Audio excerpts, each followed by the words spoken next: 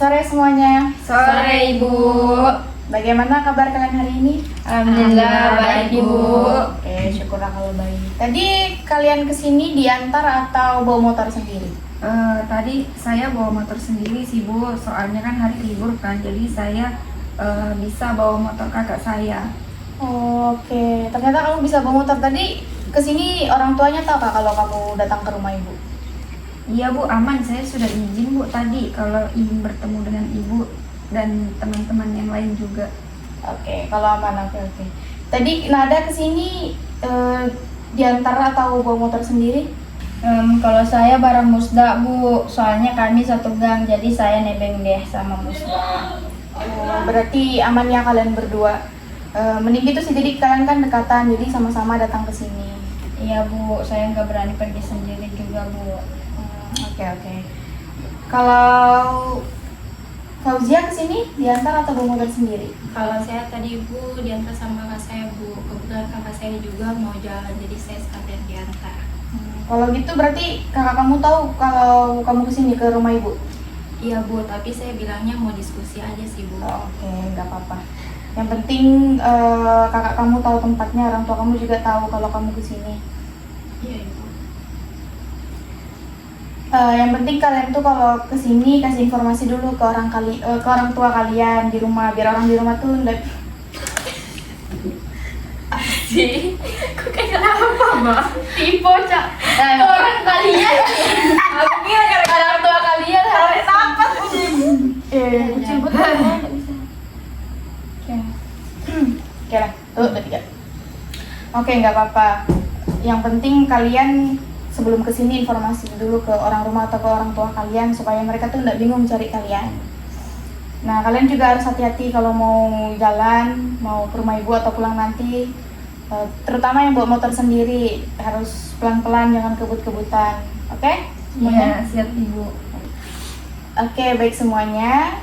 Mari kita mulai konseling kita pada sore hari ini. Tapi sebelum mulai, Ibu mau menjelaskan beberapa hal supaya sesi konseling kita kali ini terasa nyaman untuk kalian dan juga Ibu.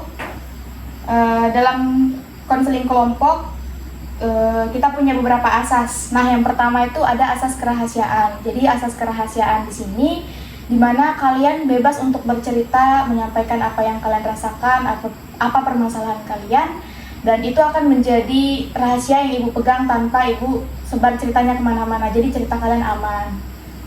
Yang kedua ada asas keterbukaan, dimana Ibu harap kalian lebih terbuka menyampaikan cerita kalian supaya kita sama-sama bisa ketemu solusinya. Kalau kalian ceritanya ditahan-tahan, nanti masalah kalian tidak terselesaikan. Kemudian ada yang ketiga, ada asas kesukarelaan, di mana kalian bisa dengan sukarela menceritakan permasalahan kalian tanpa paksaan, dan Ibu juga akan mendengar dengan sukarela. Artinya semua yang dibicarakan di sini cukup kita saja yang tahu, boleh cerita sesuai kenyamanan, tidak ada paksaan, dan kita bisa saling percaya semuanya. Berarti nggak boleh Bu cerita ke teman yang lainnya Bu? Iya betul Aziza. Jadi Ibu juga akan menjaga rahasia kalian, jadi kalian bisa tenang untuk cerita sama Ibu. Yes. Nah, untuk proses konseling kita itu akan berjalan sekitar 20 menitan, 15 hingga 20 menitan. Jadi Ibu harap kita sama-sama memanfaatkan waktu ini dengan baik supaya proses konseling kita bisa berjalan dengan baik juga dan kita mendapatkan solusi dari permasalahan kalian. Bagaimana, semuanya setuju? Oke Bu, setuju.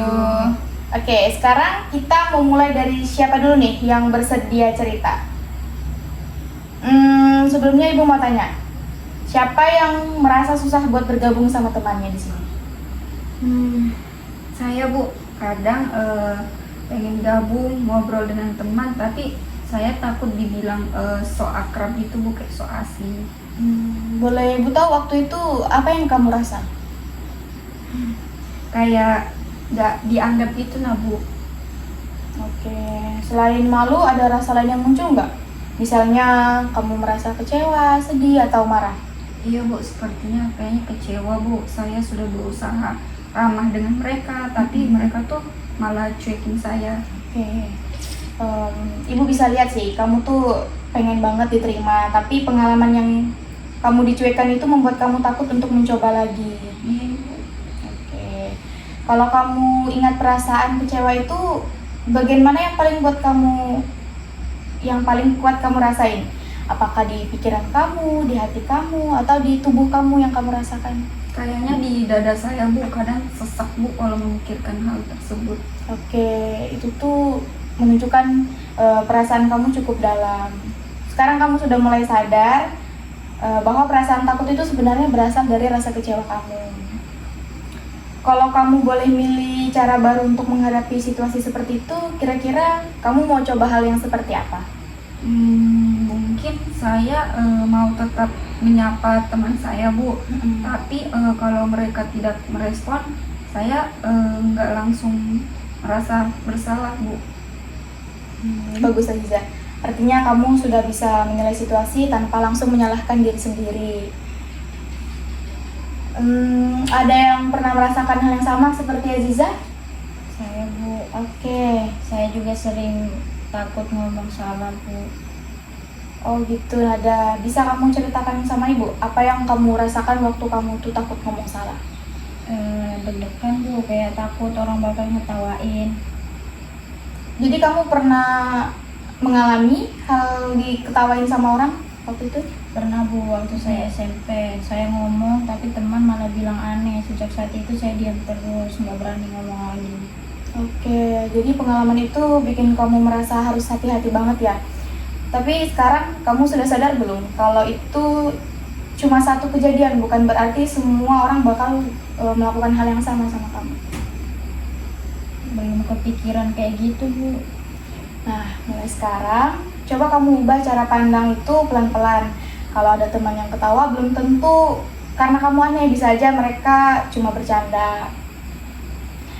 Kalau minggu ini kamu mau coba satu hal kecil yang lebih berani, apa yang mau kamu lakukan?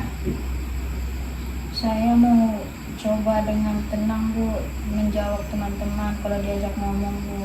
Oke, bagus Nada. Itu satu langkah kecil yang nyata yang bisa kamu coba. Ibu percaya kamu bisa.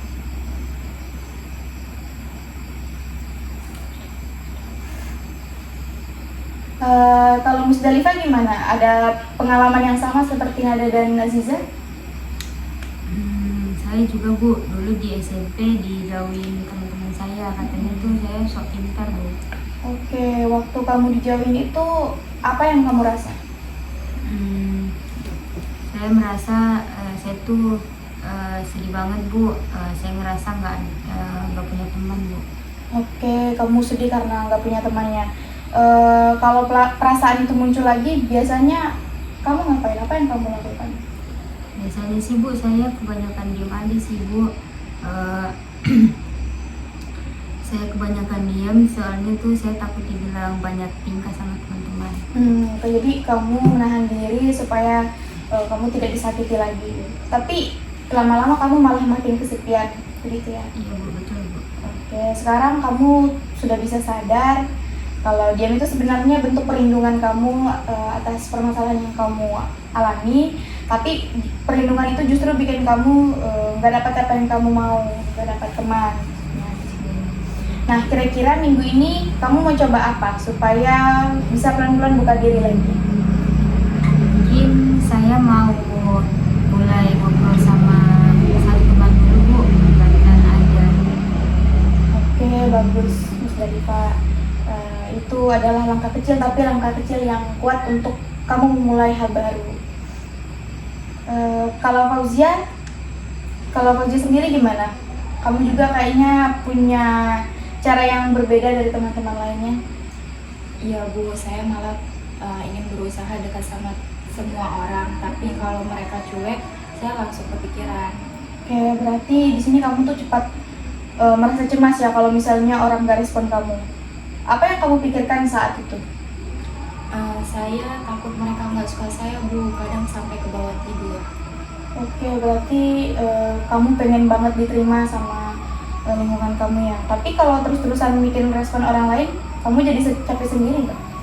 Iya Bu, saya pengen tenang aja. Oke. Kalau kamu mau tenang, kira-kira apa hal kecil yang bisa kamu ubah dari diri kamu sendiri? Mungkin belajar nggak terlalu mikirin pendapat orang lain Bu, fokus di diri sendiri aja. Oke, itu langkah yang bagus, Fauzia.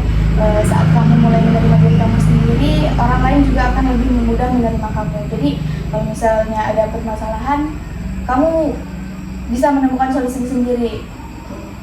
Nah, hari ini kalian sudah luar biasa. Sebelum kita coba kita akhiri. Oke, semuanya, kalian sudah luar biasa untuk bercerita tentang permasalahan kalian. Sebelum kita akhiri kegiatan konseling kita, ayo kita sama-sama renungkan sebentar dari cerita masing-masing. Apa hal yang paling kalian sadari tentang diri kalian sendiri? Kalau saya Bu, saya sadar kalau misalnya saya selama ini ternyata terlalu cepat untuk merasa takut. Kalau saya Bu, saya sadar kalau pengalaman lama itu masih berpengaruh sampai sekarang. Kalau saya sendiri Bu, saya tuh sadar kalau ternyata diam saya itu adalah suatu bentuk perlindungan untuk diri saya sendiri. Oke. Kalau dari saya Bu, saya sadar saya nggak harus disukai sama semua orang Bu buat bahagia. Oke, Ibu senang banget dengarnya. Kesadaran ini penting karena dari sini kalian bisa mulai berubah. Perasaan yang kalian sadari itu adalah kuncinya. Jadi ketika kalian menyadari apa yang kalian rasakan, kalian tahu nih apa yang menyebabkan kalian merasakan itu.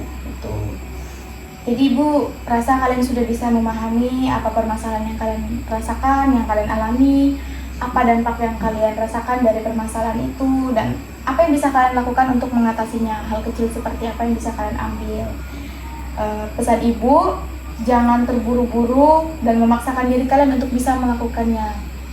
Karena untuk mencapai hasil yang baik itu harus melalui proses, dan tidak ada proses orang yang cepat. Semuanya pasti butuh proses yang cukup lama, tergantung dari kalian juga. Oke, jadi minggu depan kita bahas gimana hasil langkah kecil kalian yang kalian pilih hari ini. Tidak apa-apa kalau misalnya belum sempurna, yang penting kalian sudah berani mencoba dan mau mencoba. Baik Ibu, kami akan mencoba pelan-pelan untuk berusaha untuk berubah. Saya juga Bu, saya akan coba juga Bu. Baik Bu. Baik Bu, terima kasih untuk hari ini Bu. Ibu juga berterima kasih karena kalian sudah mau mencoba terbuka hari ini, sehingga kita sama-sama bisa memahami apa yang kalian rasakan dan tahu bagaimana cara kalian bisa mengatasinya. Ibu bangga sama kalian. Kalau begitu kita akhiri bersama. Selamat sore semuanya. Sore Ibu. Ibu. Terima kasih Ibu. Sama-sama, hati-hati di jalan ya. Iya, kami pamit ya Bu. Oke.